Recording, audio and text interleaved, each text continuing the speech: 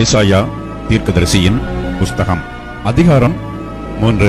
இதோ, சேனைகளின் கர்த்தராகிய ஆண்டவர் எருசலேமில் இருந்தும் யூதாவில் இருந்தும் சகலவிதமான ஆதரவுகளாகிய அப்பம் என்கிற எல்லா ஆதரவையும், தண்ணீர் என்கிற எல்லா ஆதரவையும், பராக்கிரமசாலியையும், யுத்த வீரனையும், நியாயாதிபதியையும், தீர்க்கதரிசியையும், சாஸ்திரியையும், மூப்பனையும், 50 பேருக்கு அதிபதியையும், கனம் பொருந்தினவனையும், ஆலோசனைக்காரனையும், தொழில்களில் சாமர்த்தியம் உள்ளவனையும், சாதுரியனையும் விலக்குவார். வாலிபரை அவர்களுக்கு அதிபதிகளாக தருவேன் என்கிறார். பிள்ளைகள் அவர்களை ஆளுவார்கள். ஜனங்கள் ஒடுக்கப்படுவார்கள். ஒருவருக்கொருவரும் அயலானுக்கு அயலானும் விரோதமாயிருப்பார்கள். வாலிபன் முதிர் வயதுள்ளவனுக்கும் கீழ்மகன் மேன்மகனுக்கும் இடும்பு செய்வான்.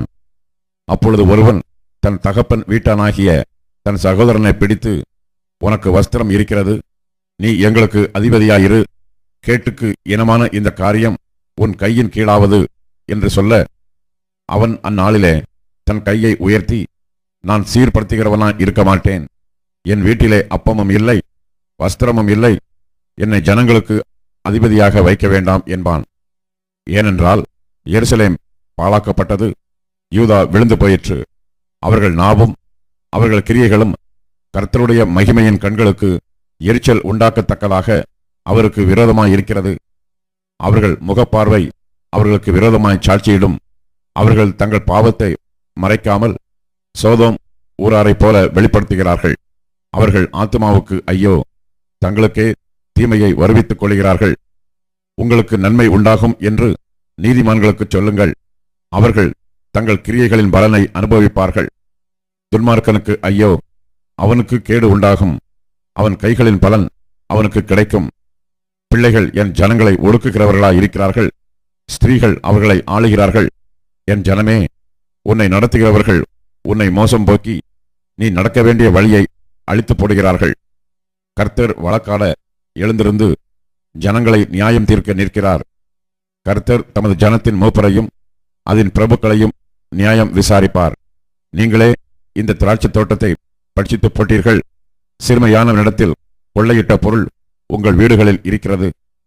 நீங்கள் என் ஜனத்தை நொறுக்கி சிறுமையானவர்களின் முகத்தை நெரிக்கிறது என்னவென்று சேனைகளின் கர்த்தராகிய ஆண்டவர் உரைக்கிறார். பின்னும் கர்த்தர் சொல்லுகிறதாவது, சீயோன் குமாரத்திகள் அகந்தையாயிருந்து கழுத்தை நெரித்து நடந்து, கண்களால் மருட்டி பார்த்து, ஒய்யாரமாய் நடந்து, தங்கள் கால்களில் சிலம்பு ஒலிக்க திரிகிறார்கள். ஆதலால் ஆண்டவர் சீயோன் குமாரத்திகளின் உச்சந்தலையை மொட்டையாக்குவார். கர்த்தர் அவர்கள் மானத்தை கொலைப்பார்.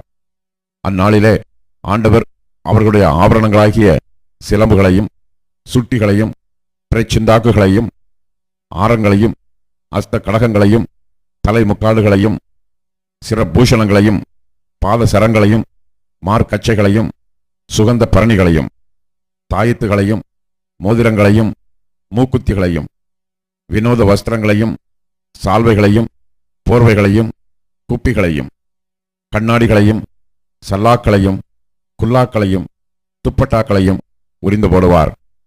அப்பொழுது சுகந்தத்துக்கு பதிலாக துர்க்கந்தமும், கச்சைக்கு பதிலாக கயிறும், மயிர்ச்சுருளுக்கு பதிலாக மொட்டையும், ஆடம்பரமான வஸ்திரங்களுக்கு பதிலாக இரட்டுக்கச்சும், அழகுக்கு பதிலாக கருகி போகுதலும் இருக்கும். உன் புருஷர் கட்கத்தினாலும் உன் பலசாலிகள் யுத்தத்தினாலும் விழுவார்கள். அவளுடைய வாசல்கள் தூக்கித்து புலம்பும், அவள் வெறுமையாக்கப்பட்டு தரையிலே உட்காருவாள் என்கிறார். ஏசாயா தீர்க்கதரிசியின் புஸ்தகம் அதிகாரம் 4. அந்நாளில் 7 ஸ்திரீகள் ஒரே புருஷனை பிடித்து, நாங்கள் எங்கள் சொந்த ஆகாரத்தை புசித்து எங்கள் சொந்த வஸ்திரத்தை உடுப்போம், எங்கள் நிந்தை நீங்கும்படிக்கு உன் பெயர் மாத்திரம் எங்கள் மேல் விளங்கட்டும் என்பார்கள். இஸ்ரவேலில் தப்பினவர்களுக்கு அந்நாளிலே கர்த்தரின் கிளை அலங்காரமும் மகிமையுமாயிருக்கும். பூமியின் கனி அவர்களுக்கு சிறப்பும் அலங்காரமுமாயிருக்கும். அப்பொழுது ஆண்டவர் சீயோன் குமாரத்திகளின் அழுக்கை கழுவி நியாயத்தின் ஆவியினாலும் சுட்டெரிப்பின் ஆவியினாலும் எருசலேமின் இரத்த பழிகளை அதன் நடுவிலிருந்து நீக்கிவிடும்போது, சீயோனில் மீதியாயிருந்து எருசலேமில் தரித்திருந்து ஜீவனுக்கென்று பேர் எழுதப்பட்டவன் எவனும் பரிசுத்தன் என்று சொல்லப்படுவான். அப்பொழுது கர்த்தர் சீயோன் மலையிலுள்ள எல்லா வாசஸ்தலங்களிலும் அதன் சபைகளின் மேலும் பகலின் மேகத்தையும் புகையையும் இரவில் கொழுந்துவிட்டு எரியும் அக்கினி பிரகாசத்தையும் உண்டாக்குவார். மகிமையானவைகளின் மேலெல்லாம் காவல் உண்டாயிருக்கும். பகலிலே வெயிலுக்கு நிழலாகவும் பெருங்காற்றுக்கும் மழைக்கும் அடைக்கலமாகவும் மறைவிடமாகவும் ஒரு கூடாரம் உண்டாயிருக்கும். ஏசாயா தீர்க்கதரிசியின் புஸ்தகம் அதிகாரம் 5. இப்பொழுது நான் என் நேசரிடத்தில் அவருடைய திராட்சை தோட்டத்தை குறித்து என் நேசருக்கேற்ற ஒரு பாட்டை பாடுவேன். என் நேசருக்கு மகா செழிப்பான மேட்டிலே ஒரு திராட்சை தோட்டம் உண்டு.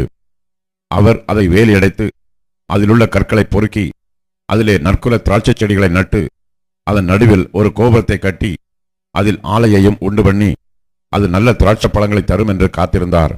அதுவோ கசப்பான பழங்களை தந்தது. எருசலேமின் குடிகளே, யூதாவின் மனுஷரே, எனக்கும் என் திராட்சை தோட்டத்துக்கும் நியாயம் தீருங்கள். நான் என் திராட்சை தோட்டத்திற்காக செய்யாத எந்த வேலையை அதற்கு இனி செய்யலாம்? அது நல்ல திராட்சை பழங்களை தரும் என்று நான் காத்திருக்க அது கசப்பான பழங்களை தந்தது என்ன?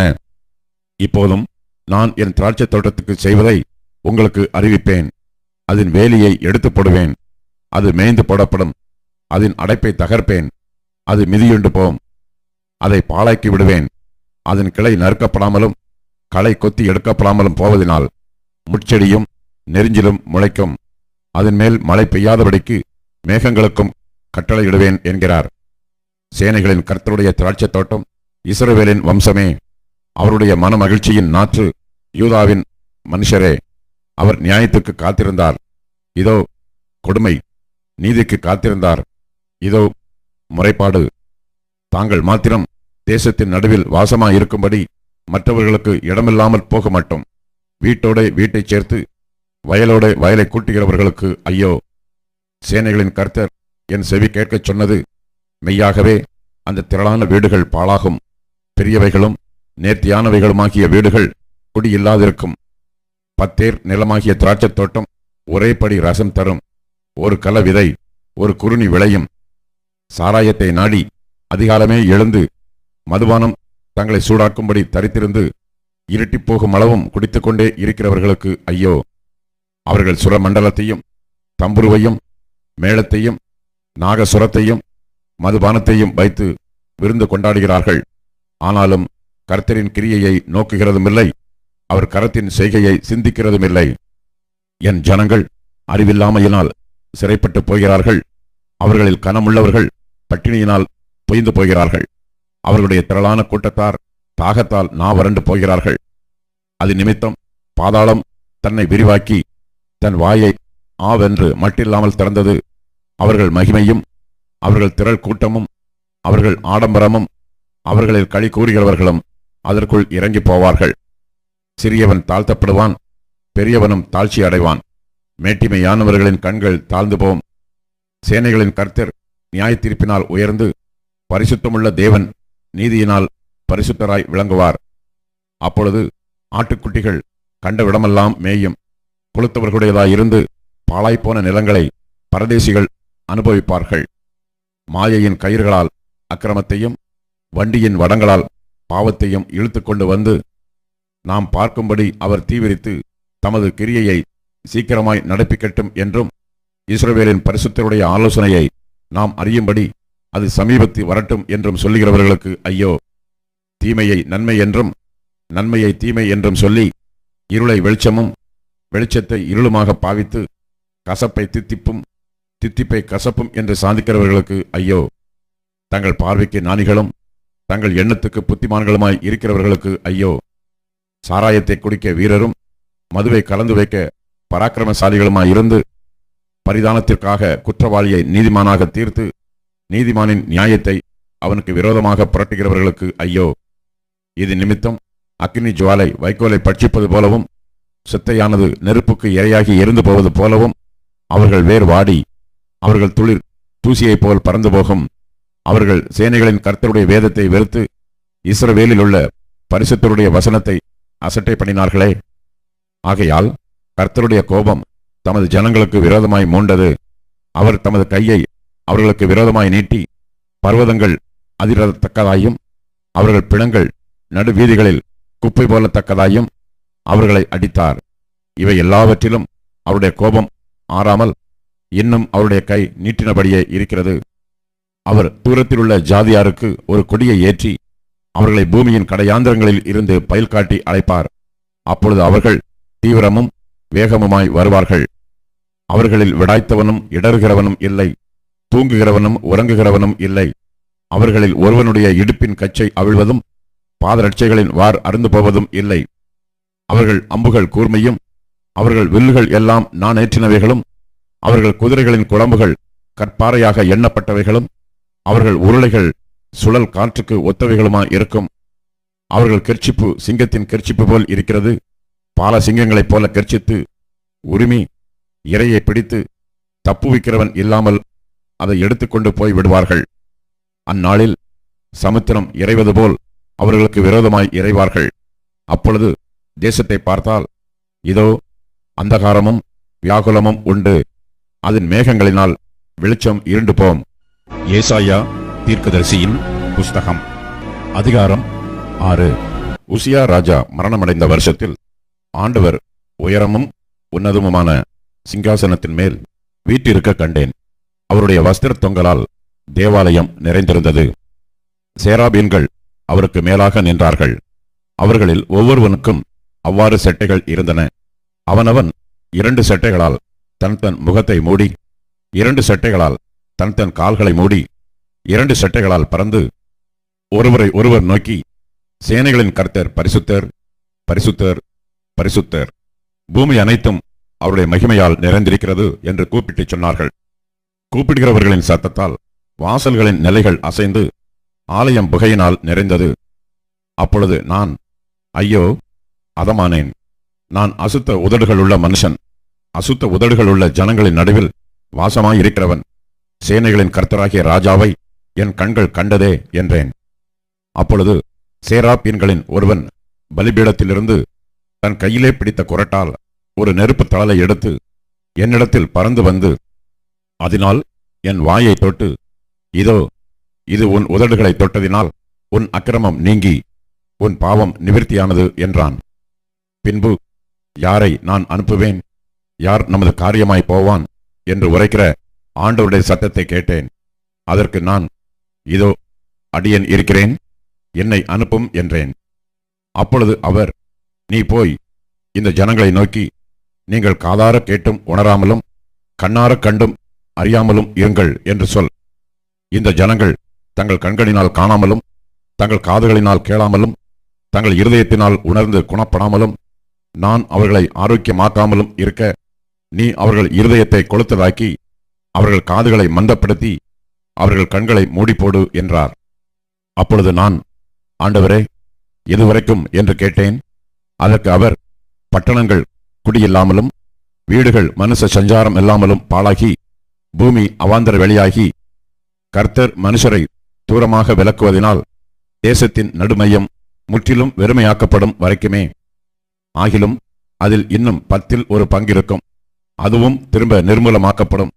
கர்வாலி மரமும் அரச மரமும் இலையற்று போன பின்பு அவைகளின் அடிமரம் இருப்பது போல அதன் அடிமரமும் பரிசுத்த வித்தாயிருக்கும் என்றார். திவ்ய வாசகனாகிய யோவானுக்கு வெளிப்படுத்தின விசேஷம் அதிகாரம் 4. இவைகளுக்கு பின்பு இதோ பரலோகத்தில் திறக்கப்பட்டிருந்த ஒரு வாசலை கண்டேன்.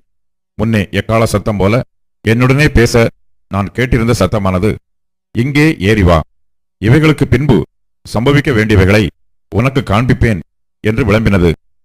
உடனே ஆவிக்குள்ளானேன். அப்பொழுது இதோ வானத்தில் ஒரு சிங்காசனம் வைக்கப்பட்டிருந்தது. அந்த சிங்காசனத்தின் மேல் ஒருவர் வீற்றிருந்தார்.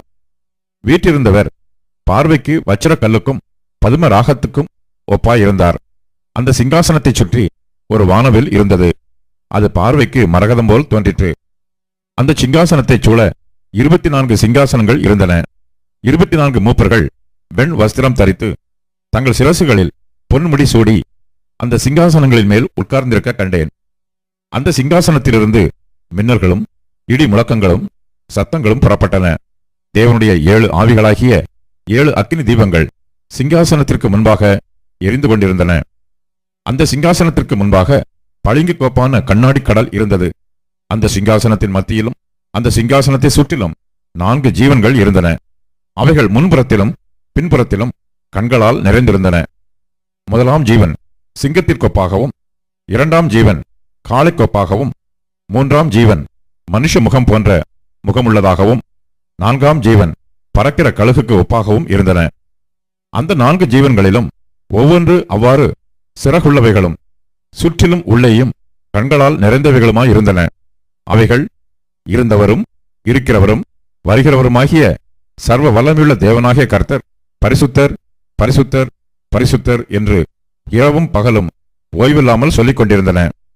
மேலும் சிங்காசனத்தின் மேல் வீற்றிருந்து சதா காலங்களிலும் உயிரோடு இருக்கிறவருக்கு அந்த ஜீவன்கள் மகிமையையும் கனத்தையும் ஸ்தோத்திரத்தையும் செலுத்தும்போது 24 மூப்பர்களும் சிங்காசனத்தின் மேல் வீற்றிருக்கிறவருக்கு முன்பாக வணக்கமாய் விழுந்து சதா காலங்களிலும் உயிரோடு இருக்கிறவரை தொழுது கொண்டு தங்கள் கிரீடங்களை சிங்காசனத்திற்கு முன்பாக வைத்து, கர்த்தாவே, தேவரீர் மகிமையையும் கனத்தையும் வல்லமையையும் பெற்றுக்கொள்கிறதற்கு பாத்திரராய் இருக்கிறீர். நீரே சகலத்தையும் சிருஷ்டித்தீர். உம்முடைய சித்தத்தினாலே அவைகள் உண்டாயிருக்கிறவைகளும் சிருஷ்டிக்கப்பட்டவைகளுமாய் இருக்கிறது என்றார்கள். சங்கீதம் 93. கர்த்தர் ராஜரிகம் பண்ணுகிறார். மகத்துவத்தை அணிந்து கொண்டிருக்கிறார். கர்த்தர் பராக்கிரமத்தை அணிந்து அவர் அதை கச்சையாக கட்டிக்கொண்டிருக்கிறார். ஆதலால் பூச்சக்கரம் அசையாதபடி நிலை பெற்றிருக்கிறது. உமது சிங்காசனம் பூர்வ முதல் உறுதியானது. நீர் அனாதியாயிருக்கிறீர். கர்த்தாவே, நதிகள் எழும்பின, நதிகள் இரைச்சலிட்டு எழும்பின, நதிகள் அலை திரண்டு எழும்பின. திரளான தண்ணீர்களின் இரைச்சலை பார்க்கிலும் சமுத்திரத்தின் வலிமையான அலைகளை பார்க்கிலும் கர்த்தர் உன்னதத்திலே வல்லமையுள்ளவர்.